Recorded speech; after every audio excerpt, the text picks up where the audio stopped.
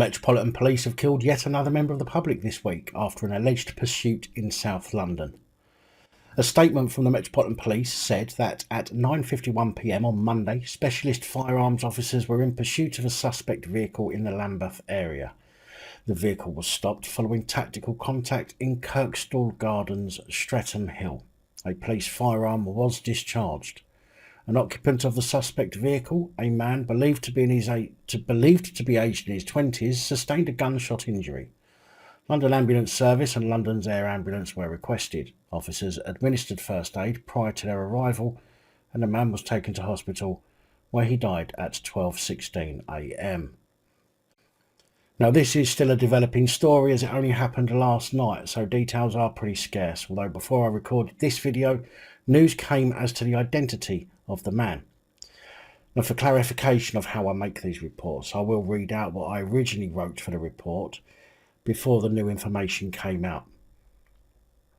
So, before this new information came, I wrote, there's currently no indication that the man who was in his 20s had a weapon. Normally something like that would be shared at the earliest point to mitigate the police's actions, but as yet nothing has been mentioned. They said a short pursuit, but that does not mean that they were engaged in a chase, so that needs clarifying. And as for the statement saying the man was driving a suspect vehicle, what does that even mean? Was it flagged on an AMPR? Was it a vehicle known to be used for crime? Was it just a commonly stolen vehicle? Again, lots of questions, very few answers right now. Now, for the latest information I've received, just to show you how I do change when I get updated information. The man who was shot dead by the Metropolitan Police has been named by friends as Chris Kaba, or Kaba, a drill artist. He is said to have received treatment at the scene and taken to hospital by London Air Ambulance, but died shortly after, early on Tuesday morning. A witness at the scene has said that Chris Kaba was shot after he tried to drive his car at police. And to be fair, if you make that kind of decision, you have to expect to receive some kind of kickback from Plod, but I don't think that shooting a man was proportionate, especially as from the sounds of it, the tactical units had him boxed in.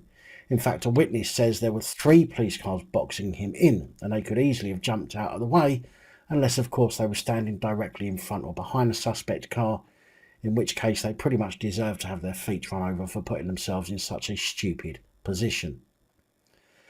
Besides, it has been said that 5 police vehicles and the Met helicopter were all involved in the pursuit, which makes it even more less proportionate, in my opinion, to have shot the man. The Met Police have declined to confirm if the driver was in fact Chris Kaba, saying only what they had said in the statement I read you a moment ago. The witness added that he had seen a man trying to drive his Audi at police after his vehicle was boxed in by 3 police cars in an attempt to stop and arrest him. A car was chased into our road, he said, and there was a police helicopter overhead. There was a clang when 2 of the vehicles smashed into each other. One was a police car and the other of the guy being chased. Armed police jumped out and were shouting at the man, "Get out of the car." It was at least a dozen times. The guy in the car had lots of opportunities to stop, but he refused. He then started driving forwards towards a police car and smashed into it, then reversed. He just wouldn't stop the vehicle. I heard 1 shot. From what I could see, he could have killed one of the officers with his car. I don't understand why he didn't stop. He was trying to ram his way out and could have easily killed a policeman. He was using his car as a weapon. Now, due to the man's death, the Met have an obligation to refer themselves to the IOPC, who seem extremely busy recently. They would either decide to investigate or send it back to the Metropolitan Police for them to investigate themselves.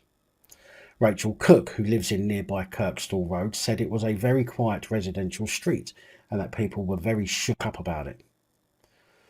Cordons were in place on Kirkstall Gardens and New Park Road on Tuesday morning, with a forensic tent put up and officers gathering evidence at the scene. Friends of the alleged deceased have also gathered in Kirkstall Gardens had gathered in Kirkstall Gardens with a few groups of young men congregating on the street.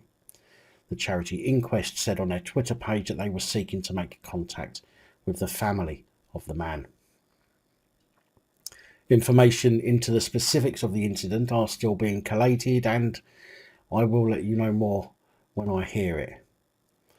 Now, I'm not saying the police were completely at fault here. I'm not saying they were wrong, but we have only one side of the story, and all the outlets are pushing the exact same words, so there's nothing to compare each account with.